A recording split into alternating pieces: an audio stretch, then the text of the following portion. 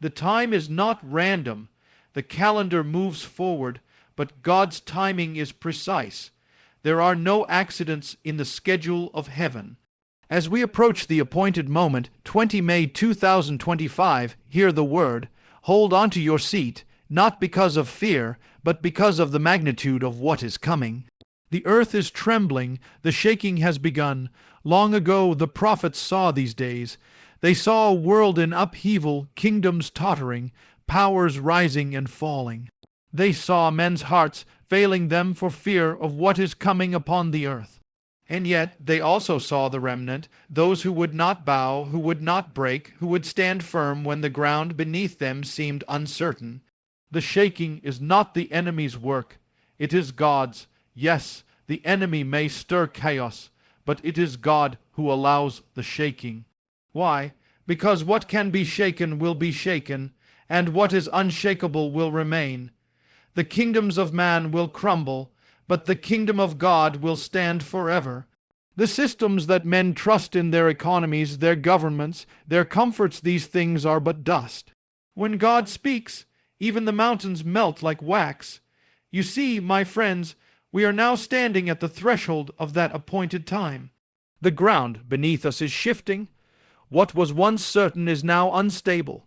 The signs are everywhere: wars and rumors of wars, pestilence, division, confusion, lawlessness, and fear spreading like a plague across the nations.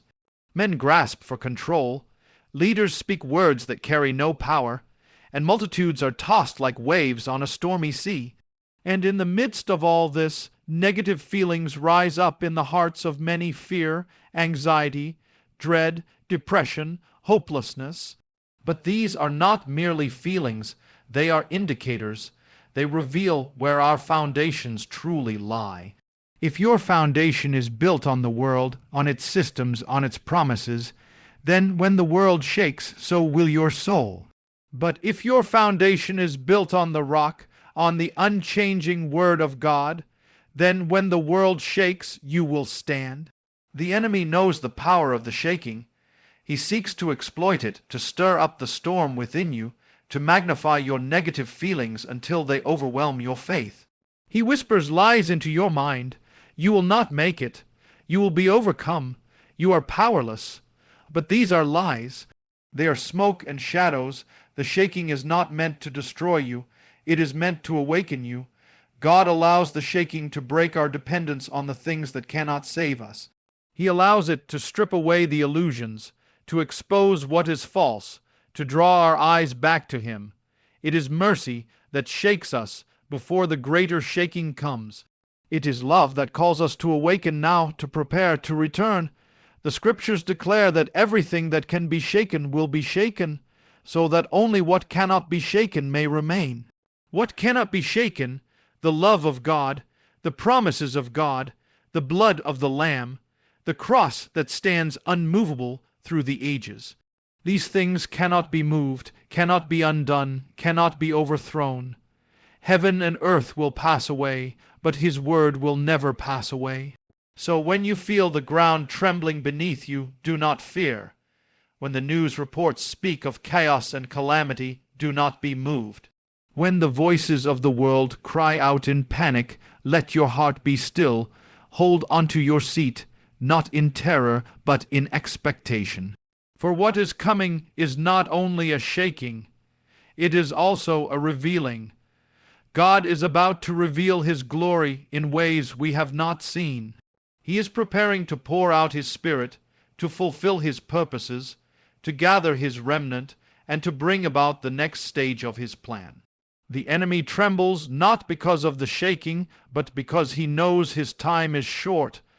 The kingdom of darkness fears the light that is rising. And you, child of God, are called not to cower, but to rise, to stand firm when others fall, to speak hope when others despair, to shine light when others are lost in darkness. You were born for such a time as this. You are not here by accident. The shaking that is coming is not your destruction. It is your assignment. Hold on to your seat, because you are about to witness what generations long to see. The shaking is the sound of approaching glory, and now it begins, but understand this, when the shaking begins, the battle intensifies. For what is happening in the world is only a reflection of what is happening in the unseen realm. The warfare is real. The adversary moves in stealth and in fury, and his primary target is not the body, it is the mind, for if he can capture the mind, he can paralyze the soul. If he can plant his seeds of fear, of anxiety, of hopelessness, then he has already claimed the victory before a single blow has been struck. That is the strategy of the enemy in these days. As the world grows darker, he seeks to invade the thoughts of God's people, to drown them in waves of despair, to convince them that the shaking means defeat rather than deliverance. You see, fear is his language, anxiety is his weapon, depression is his shadow. The enemy whispers in the night watches, "You are overwhelmed. You are surrounded. You will not survive what is coming." And for many, those whispers become louder than the still small voice of God. That is how he works. He magnifies the winds and the waves until you no longer see the one who walks upon the waters. But what does the Word say? The Word declares, God has not given us a spirit of fear, but of power, of love, and of a sound mind. The enemy cannot create fear in you unless you give him permission to plant his lies, and the battlefield of these days will be the battle for your thoughts. The storm rages not only outside you but within you. The adversary desires to establish strongholds, places where his lies take root and produce fruit. Strongholds of hopelessness, strongholds of bitterness, strongholds of discouragement.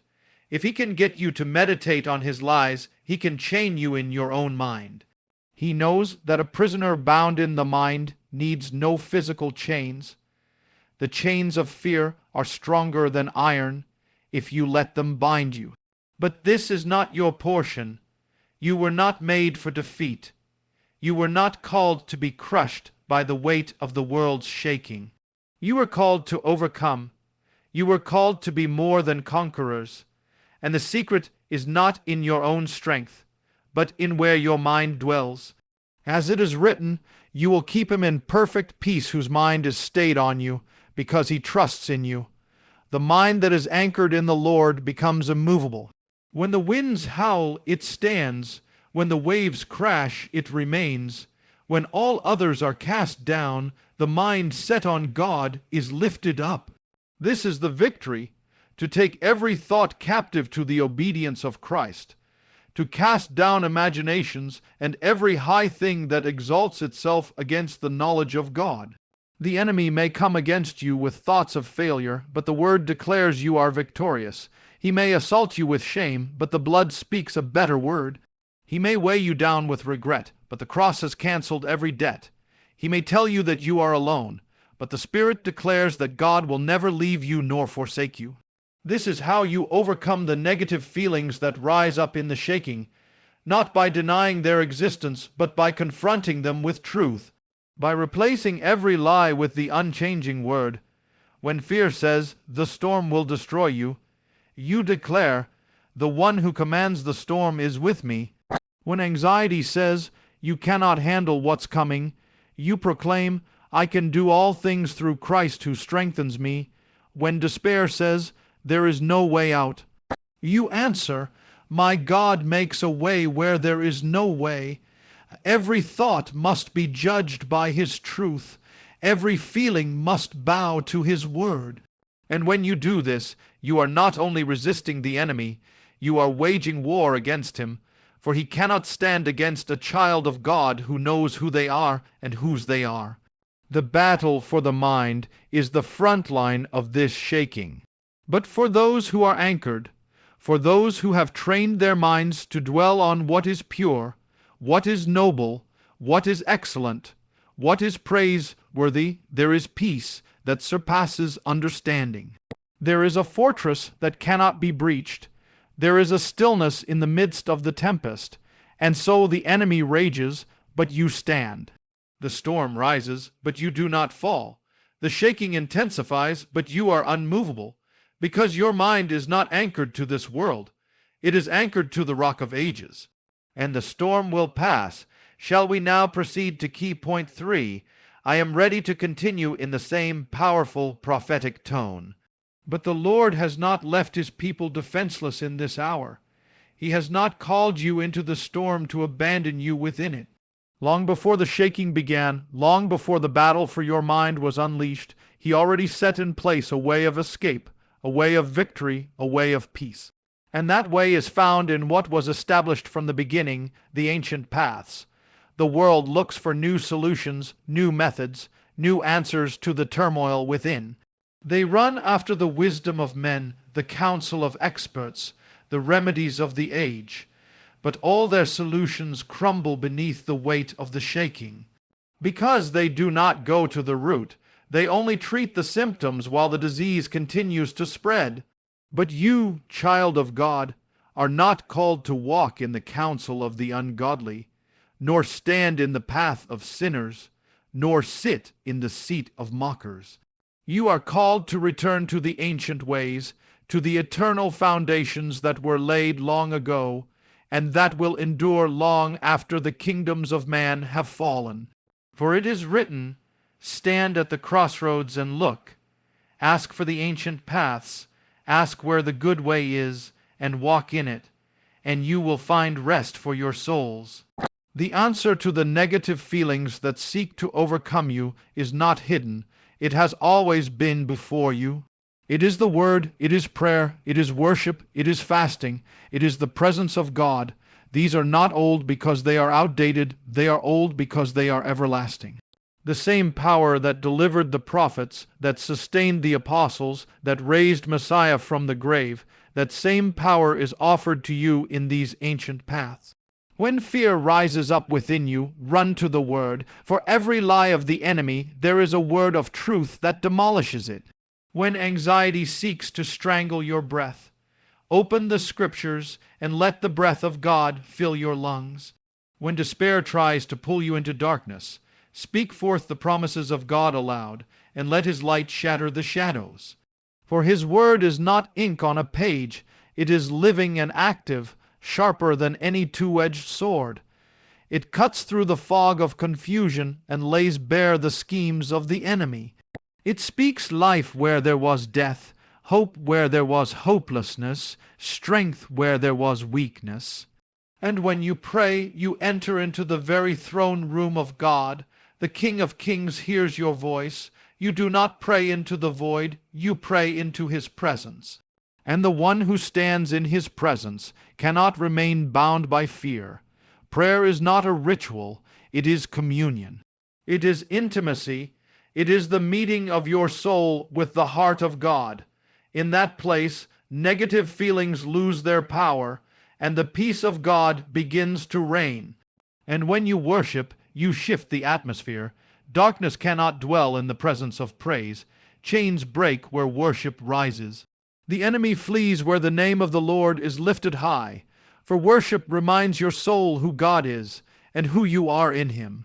The one you worship holds the universe in his hands, and yet he calls you his own. How can fear remain in the heart that beholds the face of God? And when you fast, you break the grip of the flesh and open yourself to the Spirit. You declare that man does not live by bread alone, but by every word that proceeds from the mouth of God. In fasting, you exchange earthly sustenance for heavenly strength, and the negative feelings that once ruled you begin to lose their hold as your spirit rises above your flesh. These are the weapons of your warfare. The world mocks them, but they do not understand them. The enemy fears them because he knows their power. They are simple, but they are mighty. They have brought down kingdoms, they have shattered strongholds, they have opened prison doors, and they will sustain you in the shaking that is to come. Return to the ancient paths, walk in them. Abide in them, and you will find rest for your soul even as the earth trembles. You will stand when others fall. You will shine when others are consumed by darkness. You will overcome when others are overtaken, because the ancient paths lead to the heart of God. Shall we now continue with key point 4? I'm ready to write the final segment in the same anointed flow. The call now goes forth. It is not the call of man, but the call of the Spirit. It is not a suggestion, but a summons. The shaking is here, the battle for the mind is raging, and the ancient paths are before you. And now, in this appointed hour, comes the command, stand. This is not a time for passivity. This is not a time to shrink back, to wait for more favorable conditions, to hide in the shadows and hope that the storm will pass. No, this is the hour for which you were born.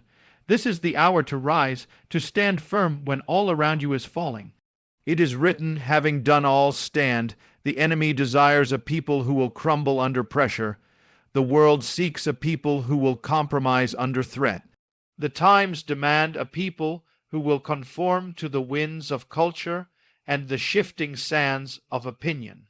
But you are called to stand immovable, unshaken, unbending, fixed upon the rock that cannot be moved. For what is coming will test every foundation. The days ahead will carry trials you have not yet seen.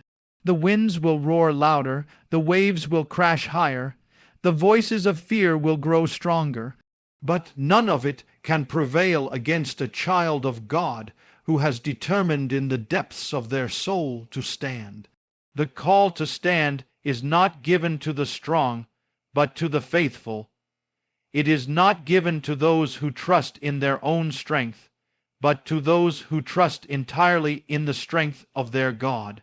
You will not stand because you are mighty. You will stand because He is. You will not overcome by the power of your flesh, but by the Spirit that lives within you. And as you stand, you will become a light in the darkness.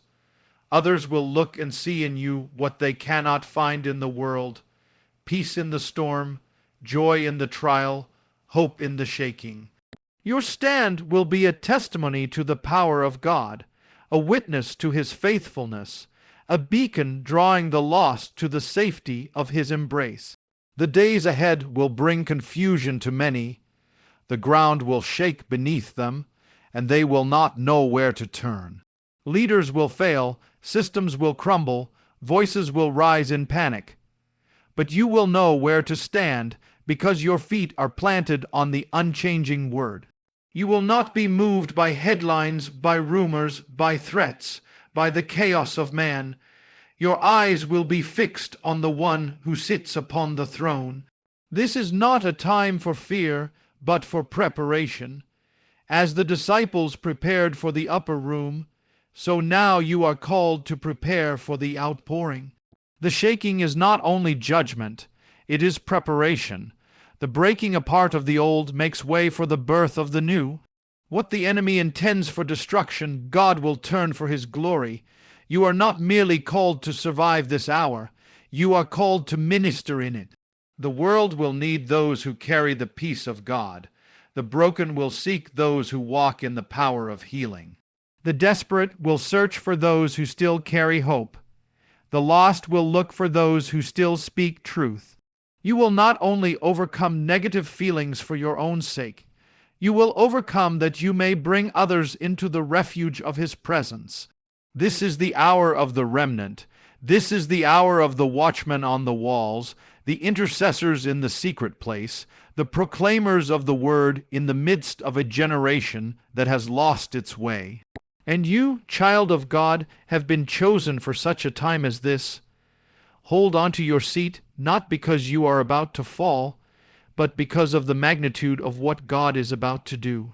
The shaking will come, the storm will rage, but after the shaking, after the storm, after the night, will come the revealing.